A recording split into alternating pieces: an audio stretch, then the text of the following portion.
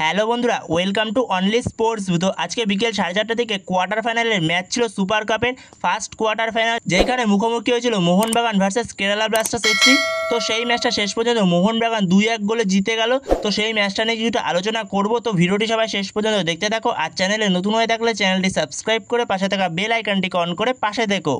তো সেইখানে সুপার কাপে মোহনবাগান যেরকম প্লেইং 11 নামাতে পারে, সেখানে মোহনবাগানের কোচ বাস্তব রায় যেরকম প্লেইং 11 নিয়ে আলোচনা করেছিলাম, পুরো সেম টু সেম প্লেইং 11 নিয়েই নেমেছিল। তো সেইখানে মোহনবাগানের থেকে দুরন্ত পারফরমেন্স, কেরালা ব্লাস্টার এফসি মোহনবাগানের থেকে এগিয়ে থাকলেও মোহনবাগান দুরন্ত পারফরমেন্স করেছে। মোহনবাগানের এই ইয়ং প্লেয়াররা দুরন্ত পারফরমেন্স করেছে, যেখানে উল্টো দিকে কেরালার টিমে 6টা বিদেশি খেলছে আর উল্টো দিকে মোহনবাগান একটা বিদেশি নিয়ে খেলছে, সেখানে শুধুমাত্র সেটা নুনো রেইসকে নিয়েই খেলছে। সেখানে মোহনবাগানের ইয়ং প্লেয়ারদের দুরন্ত পারফরমেন্স, বিশেষ করে সালাউদ্দিন অনবদ্য ফুটবল খেলেছে, অনবদ্য রাইট উইংটা একা রাজত্ব করে গেছে সালাউদ্দিন। তো অনবদ্য ছিল সালাউদ্দিন আজকের ম্যাচে, এবং তার সঙ্গে সঙ্গে সালাউদ্দিন প্লেয়ার অফ দ্য ম্যাচও হয়েছে আজকের ম্যাচের।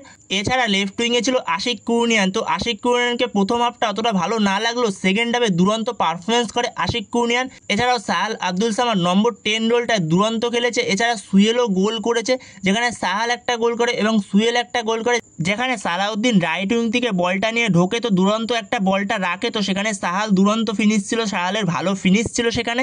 এছাড়া সেকেন্ড হাফে যে গোলটা আসে, তো সেই গোলটার ক্ষেত্রে আশিক কুরনিয়ান অ্যাসিস্ট করে লেফট উইং থেকে। তো সেখান থেকে সুয়েল ভাট দুরন্ত গোল করে, তো দুরন্ত পজিশনে পৌঁছে যায় সে।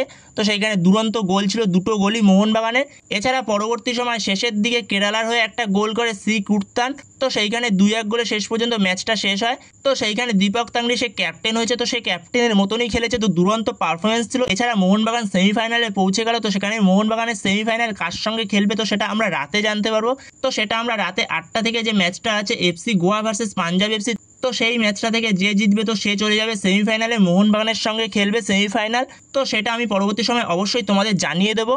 তো বন্ধুরা, তোমাদের কাছে মোহনবাগানের খেলা কেমন লাগলো অবশ্যই কমেন্ট করে জানিও। তো এই ভিডিওতে এই পর্যন্তই। তো এই ভিডিওতে এই আপডেটগুলো নিয়ে আলোচনা করার ছিল। তো ভিডিওটি ভালো লাগলে অবশ্যই লাইক, শেয়ার, সাবস্ক্রাইব করতে ভুলো না। তো নেক্সট ভিডিওতে দেখা হচ্ছে, ততক্ষণের জন্য বাই বাই।